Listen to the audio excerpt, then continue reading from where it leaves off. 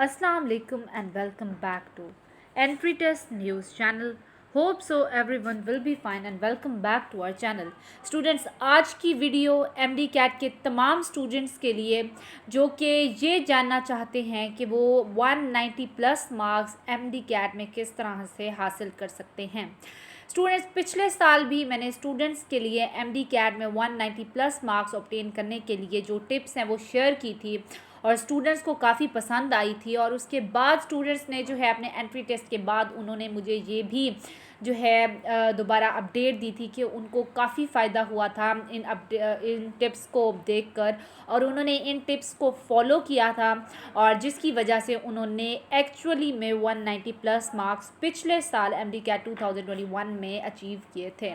तो स्टूडेंट, इस साल के जो स्टूडेंट्स हैं जो कि MD कैट 2022 देना चाह रहे हैं, तो ये वीडियो उन तमाम स्टूडेंट्स के लिए है कि how to get 190 plus marks in an MD CAT. Students, इसमें आपको पता है कि MD कैट के 5 पोर्शंस होते हैं आपके पेपर के, जिसमें बायोलॉजी का पोर्शन होता है, केमिस्ट्री का पोर्शन होता है, फिज़िक्स का पोर्शन होता है, इंग्लिश का, और एज यू ऑल नो पिछले साल से लॉजिकल रीजनिंग टाइप क्वेश्चंस भी ऐड किए गए थे।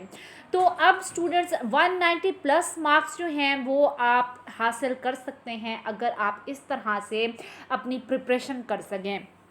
अब चूँकि आप सब जानते हैं कि ऑलमोस्ट 20 डेज़ जो हैं वो रह गए हैं, लेकिन फिर भी स्टूडेंट्स चूँकि आपने पहले अपनी प्रिपरेशन कर ली होगी तो ये 20 डेज़ जो है ये भी काफ़ी ज़्यादा है अगर आप इस तरीके से अपनी प्रिपरेशन या अपनी रिवीजन करना चाहें तो। स्टूडेंट्स, फर्स्ट पोर्शन है बायोलॉजी का।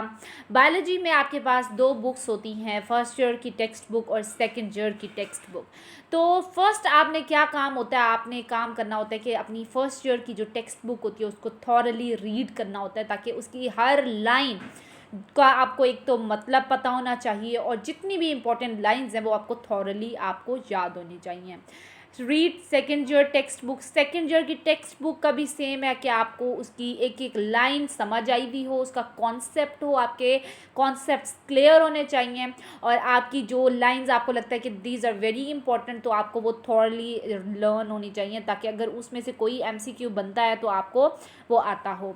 और एज यू ऑल नो कि 70% जो आपका MD कैट का पेपर होगा अकॉर्डिंग टू PMC के अकॉर्डिंग वेटेज क्राइटेरिया के मुताबिक आपका 70% रिकॉल क्वेश्चंस होंगे, मतलब आपकी बुक की लाइंस जो होंगी वो वहीं से आपके क्वेश्चंस होंगे। तो आप जैसे ही अपनी स्टेटमेंट रीड करेंगे तो आपको अपनी बुक की वो लाइंस याद आ जाएंगी। और 30% जो है आपके क्वेश्चंस कॉन्सेप्ट्स के हैं। तो concepts as I have said before कि आपको वो कॉन्सेप्ट्स आपके क्लियर होने चाहिए और जो लाइंस मोस्ट इंपॉर्टेंट हैं या जिसमें आपको लगता है कोई MCQ बन सकता है वो आपको थॉरली लर्न होनी चाहिए। Practice as much MCQs as possible. जब तक आपकी प्रैक्टिस नहीं होगी आपको इतनी ज़्यादा परफेक्शन नहीं आएगी। जैसे कि students as you all know practice makes man perfect, तो एंट्री टेस्ट में भी सेम क्राइटेरिया होता है। आप जितनी प्रैक्टिस करते हैं आपके अंदर उतनी परफेक्शन आती है और उतने ही आप बेस्ट मार्क्स अचीव कर सकते हैं। Right new gathered information on the side of the related page of the text book. जब आप MCQs को सॉल्व करते हैं, प्रैक्टिस करते हैं तो नए नए MCQs आपको मिलते हैं और उन नए नए MCQs में से आपको न्यू इन्फॉर्मेशन आप उसमें से गैदर करते हैं और आपने वो गैदर करने के बाद वो उसकी जो इन्फॉर्मेशन है उसको बुक की जो पेजेस जहाँ पर वो रिलेटेड टॉपिक है उसकी साइड्स पे आप लिख लीजिएगा ताकि नेक्स्ट टाइम जब आप रिवाइज करेंगे लास्ट डेज में एंट्री टेस्ट के तो आपको वो जो है आपकी एक दफ़ा फिर आंखों से गुजर जाए। तो इस तरह से आराम से आपकी बायो की प्रिपरेशन हो सकती है और इस प्रिपरेशन से स्टूडेंट्स आप बायो के पोर्शन में मैक्सिमम मार्क्स अचीव कर सकते हैं। सेकंड पोर्शन स्टूडेंट्स इंग्लिश का है। इंग्लिश बेसिक होती है, आपने इंग्लिश ग्रामर आपको आनी चाहिए, आपको इंग्लिश के रूल्स होते हैं ग्रामर के वो लर्न होने चाहिए, वो आपको लर्न होने चाहिए और साथ ही साथ उसको अप्लाई करना आता हो कि सेंटेंसेस पे स्टेटमेंट पर किस तरह से एप्लीकेशन उसकी होती है। तो ये आपके लिए बहुत इंपॉर्टेंट है। और जो नेक्स्ट है वो वोकैबुलरी है। वोकैबुलरी जो MD कैट की होती है दिस इज़ वेरी इंपॉर्टेंट, उसको आपको वो लाजमी आनी चाहिए क्योंकि वो वहीं से ही आपके कुछ MCQs बनते हैं और टेंसेस जो है बेसिक हैं लेकिन आपको आने चाहिए क्योंकि कुछ MCQs जो होते हैं वो टेंसेस में से लाजमी आते हैं।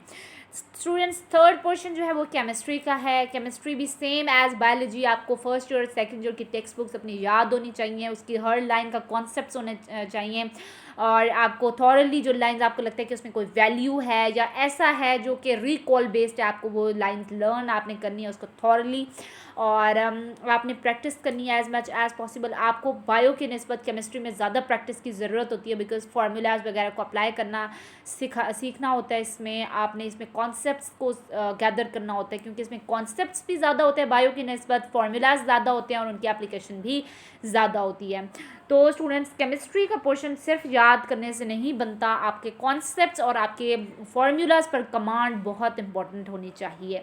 Last but not the least जो है वो है फिज़िक्स। फिज़िक्स में आपकी फर्स्ट ईयर सेकेंड ईयर की बुक्स एज़ यूजुअल आपको ये रीड आपने करनी है, फार्मूलाज आपने लर्न करने हैं, और जितनी भी वैल्यूज़ है कॉन्स्टेंट्स की वो आपको आनी चाहिए। और आपने एप्लीकेशन ऑफ फार्मूलाज, बहुत इंपॉर्टेंट है कि आपको फार्मूला को हर वे में आप उसको मोल्ड करके भी आंसर निकाल सकते हो, आपको इस तरह से एप्लीकेशन आनी चाहिए।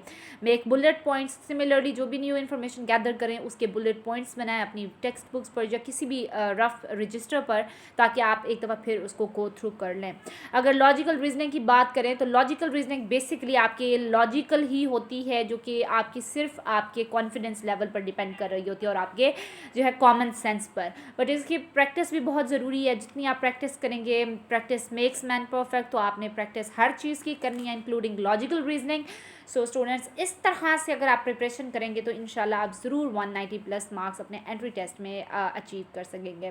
So students, the hope so कि आपको वीडियो पसंद आई होगी। अगर आपने चैनल को सब्सक्राइब नहीं किया या आप फर्स्ट टाइम हमारे चैनल पर हैं तो ज़रूर चैनल को सब्सक्राइब कीजिएगा और बेल आइकन प्रेस कर दीजिएगा, ताकि कोई भी इंपॉर्टेंट अपडेट आपसे मिस ना हो। So thank you very much for watching this video. मिलते हैं आपके साथ नेक्स्ट वीडियो में, तब तक के लिए अपना ख्याल रखिएगा।